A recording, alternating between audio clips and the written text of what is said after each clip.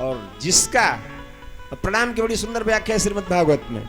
अभिवादनशीलस्य नित्यं वृद्धोपसेविनः चत्वारि तस्य वर्धन्ते आयुर्विद्या यशोबलम।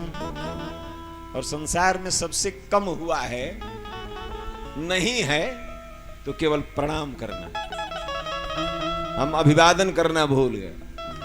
हमसे भी कोई बड़ा है ये हम भूल गए, जबकि जीवन में आवश्यकता इसी की है। प्रातः काल उठे कै रघुनाथा, प्रातः काल उठे कै रघुनाथा। मातु पिता गुरु नावहि माथा, माता पिता गुरु नावहि माथा, नावहि माथा। यही रामचरित्र है और इसी की आवश्यकता है। विद्वानों के बीच में जब हम पढ़ते हैं तो कुछ बातें सृजित होने लगती है, और भगवान का भी विरोध है कि भगवान क्यों आप, भगवान स्वतः कहते हैं कि यदा यदा ही धर्मस्य ग्लानिर्भवति भारत। हे भारत, हे अर्जुन, सृष्टि में जब धर्म के विरुद्ध आचरण होने लगता है,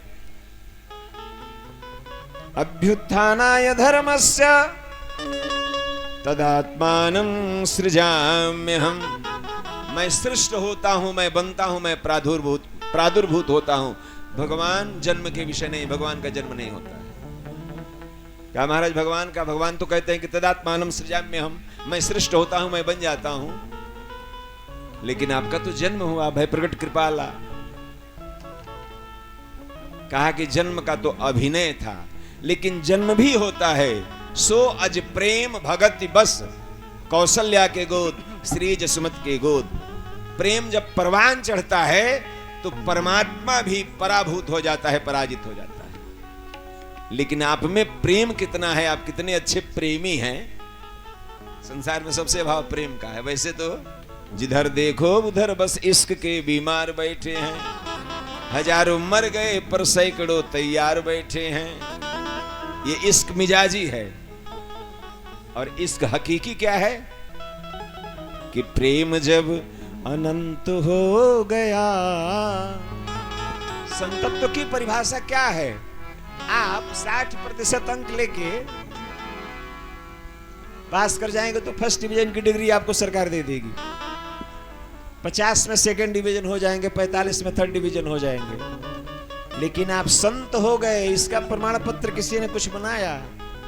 कहा इसका प्रमाण पत्र है प्रेम की परिपक्वता।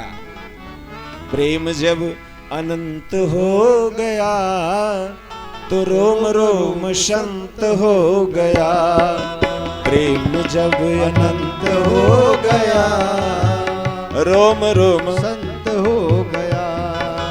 प्रेम जब अनंत हो गया रोम रोम संत हो गया। प्रेम जब अनंत हो गया तो रोम रोम संत हो गया। सारे विषयों का अंत हो गया।